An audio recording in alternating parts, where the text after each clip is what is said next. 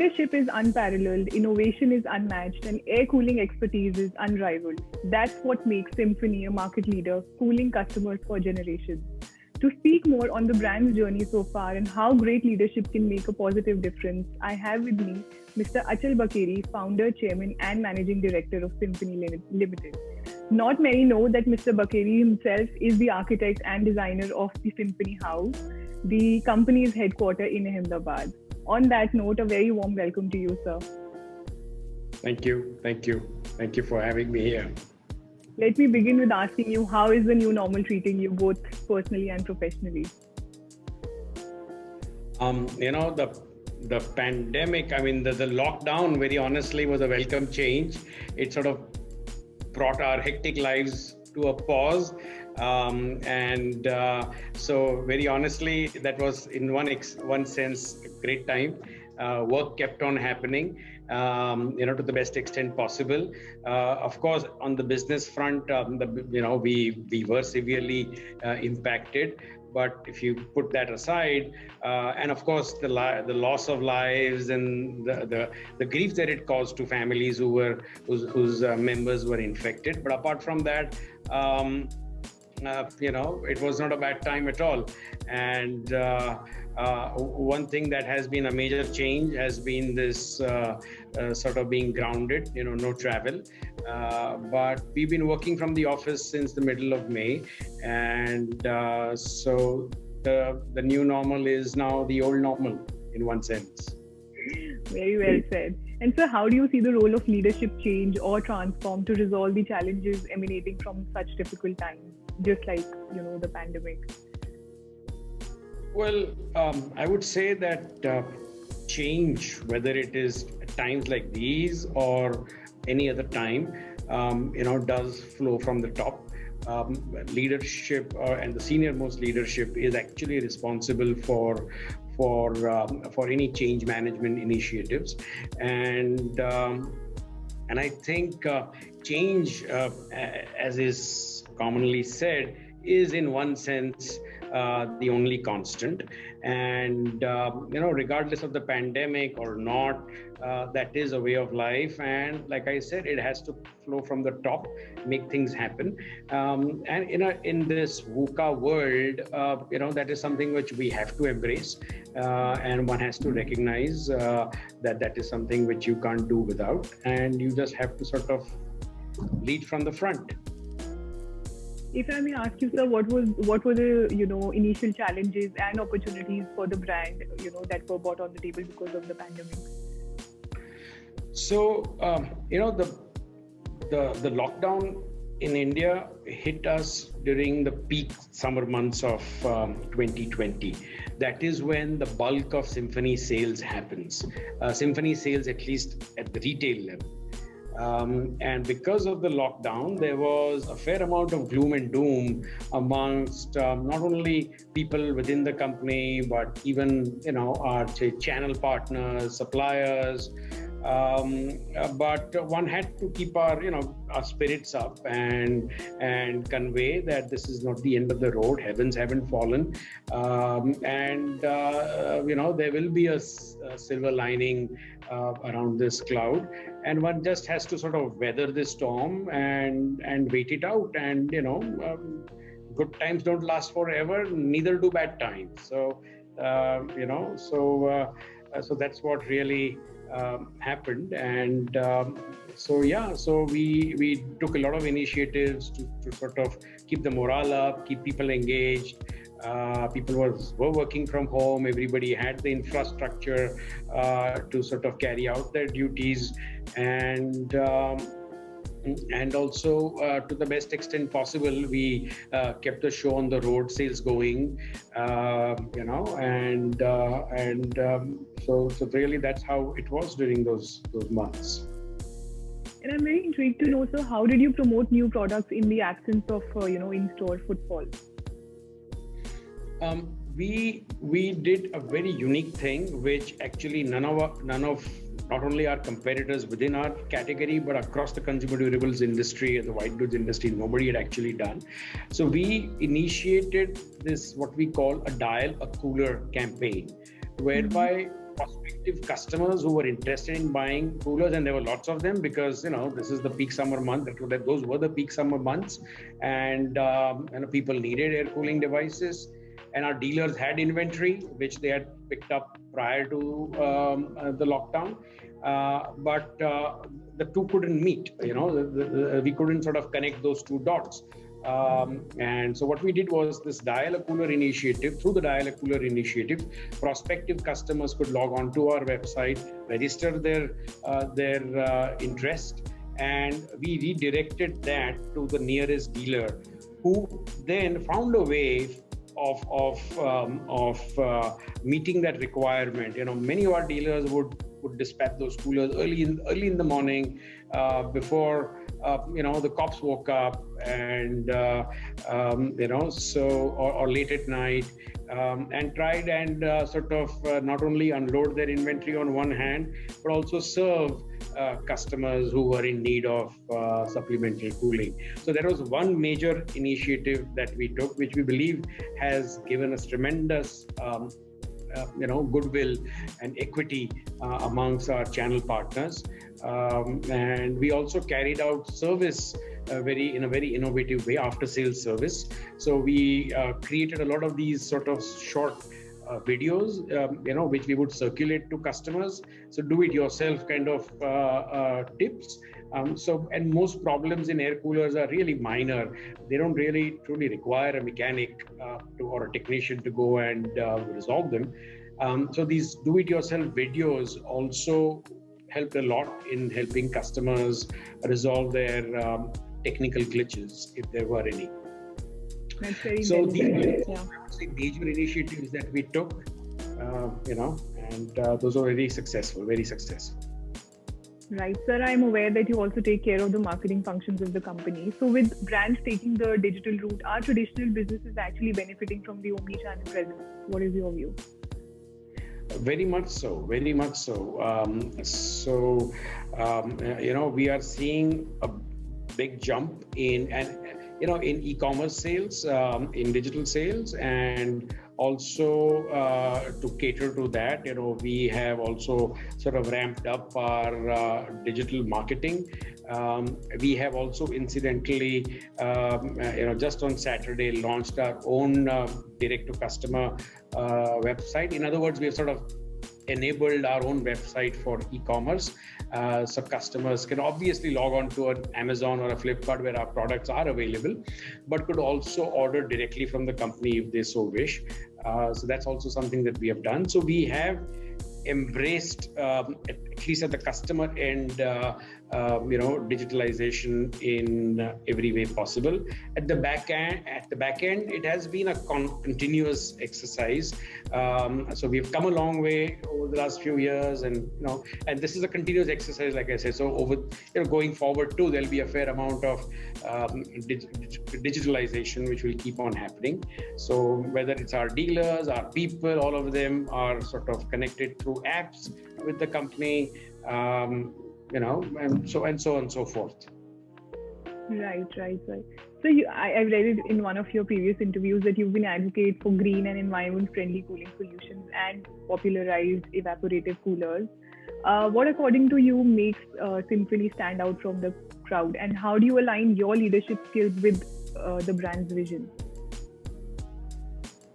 So, Symphony's genesis, it was in product innovation, because Symphony did not invent the air coolers when it was formed 33 years ago. Symphony reinvented the air cooler. So prior to Symphony, coolers were available in the country. So there were these sort of ugly metal monsters which cooled very well, but made a lot of noise, were terrible to look at, consumed a lot of energy, and rusted over time, corroded. So we sort of reimagined the air cooler, reinvented it, and when we launched the first Symphony back in 1988, it received a tremendous response, and because of its sheer innovation.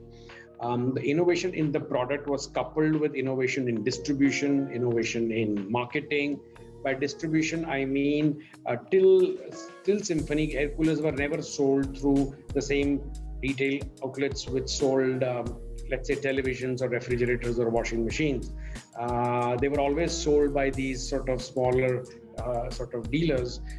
So by selling the air cooler through a high-end store also elevated the image of the product. So that was a sort of innovation in distribution, innovation in marketing. We were also the first company to sort of advertise on television back in those days when advertising on television was extremely expensive. So I'm just giving you very, very small examples. And then, of course, over the years, there have been numerous other examples. But what I'm trying to say is that Symphony's very foundation is based on innovation, products, distribution, marketing, and that has sort of continued all the way through until now. So we have the first mover advantage. We pioneered the category, and of course, following our success, you have every Tom, Dick, and Harry in the industry, in the category, but they are all Me Too players. None of them really have any innovative product to their credit. All of them have essentially reverse engineered or made some cosmetic changes to a Symphony product or a Symphony format, and offer their under their own brand. So I think what has set us apart, continuously kept on sort of maintaining that edge, has been the continuous innovation. In fact, we have an internal mantra which says that the rate of innovation has to be greater than the rate of copy. And so that is something we have very scrupulously followed over the years, and so that's really what sets us apart. Innovation in every sense, like the dial-a-cooler thing which I spoke about a little while ago, or the videos, the do-it-yourself videos for service during the lockdown. All of these initiatives were born out of a necessity, but we were the only ones who sort of seized the moment and offered those solutions. So that essentially comes because innovation is in the DNA of Symphony. As you said, sir, innovation is the key to your internal and external agendas and principles. How is the brand initiative supporting the Make in India movement? Symphony products have always been made in India, and however, we have been in the past importing certain components, but those two we have begun to sort of develop them within the country. So going forward, within the next year or two, we should not be relying on imports for almost anything. But over and above that, we have actually, brought in a lot of manufacturing from our overseas subsidiaries, whether it's in the US or Australia or Mexico, to India. So we are actually making in India not only for the Indian market, but we are now also making in India for the international market. So our international subsidiaries were historically fully vertically integrated, manufacturing their own models, own products, but which we have offshored to India. Mexico is done 100%. Australia and US are in the process. Within the next 2 years, that process should be concluded, and we would be truly making in India, not only for the Indian market, but for the world. Apart from that, we export our coolers to over 60 countries. So, we are taking the Indian product across to the world and demonstrating that a company from India or Indians who otherwise do not have a very good reputation for quality and commitments can actually deliver a world-class product and live up to its commitments. So really what we are very conscious of the fact that we represent not only Symphony, but much more importantly, we represent India. So make in India for the world is my takeaway from that answer. That's correct. So, what trends in the consumer durables market can be anticipated given the changes in consumer behavior and business reality? What I'm sensing and what we are sort of gathering from our channel partners is that because of the pandemic, people have, of course, on one hand, you have people who have lost their jobs and are facing a lot of financial pain, but then there are others who have sort of realized or have come to the conclusion that who knows, whether you'll be alive tomorrow or not, and you have to live for the moment, So people who used to earlier buy maybe, let's say, a 42-inch TV are now going for a 54-inch TV, or who are buying a cheaper cooler are buying a more expensive cooler.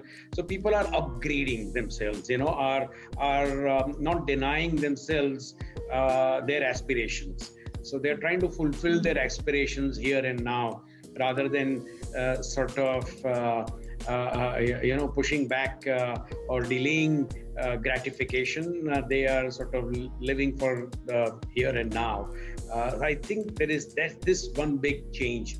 Even I read that in real estate, people are going for larger homes. The luxury homes have sold out in places like the NCR or in Bombay, even in Ahmedabad, in our own city. So people who would probably may not have moved into a 4-bedroom house, would have probably settled for a 3-bedroom, are going for a 4-bedroom, or from 4 to 5. So people are upgrading. People who would have bought a sort of a car of this class are going in for a bigger class car, and so on and so forth. So many people who have the means are now actually indulging and not delaying their not denying gratification. Right. So my last question for today: what is Symphony's growth playbook for the coming year?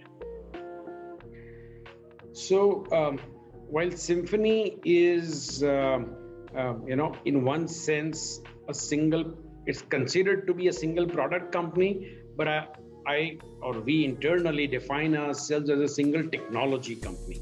So while we make air coolers, we use the evaporative cooling technology with which air coolers work, not only for homes but also for commercial applications and industrial applications. So in other words, to cool everything from a small room to a huge factory, we've got products to suit each and every need that there may be. So we are, and historically we've been very strong in the household cooler space, and we have then expanded recently into commercial and industrial cooler categories, and those are the ones which we see to be the future drivers of growth. As far as the Indian market is concerned, internationally, we see tremendous growth potential through our international subsidiaries, especially in Australia and more so in the United States, which is also one of the largest air cooler markets in the world, and where we have very good relationships, and we have the product range, we have the understanding of certification and all of that. So the growth drivers are multifold. Households in India are also, I would say, there is a huge runway for growth. The penetration or the per capita ownership is very low. A lot of runway for growth there. Then the industrial and commercial cooler segments, and then internationally, whether it's the US or other markets. So going forward, we have a long runway for growth. We have not grown as much as we used to in the last 3-4 years because of primarily external reasons. 19-20 was the pandemic, and before that in 18-19 and 17-18 we were hit by 2 consecutive sort of mild summers. So I would say since about 16-17 our growth has sort of been muted. But we believe that going forward, 21, 22 and onwards, we should be back on the growth track as we used to be. And essentially these growth drivers are what are going to sort of take us forward. And for all of these, the building blocks are in place. The products are in place, the distribution relationships are in place, the teams are in place. All the building blocks are in place. It's just a matter of us sort of scaling up from here on.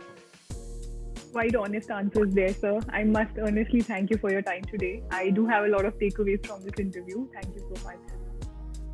Pleasure is mine. Thank you.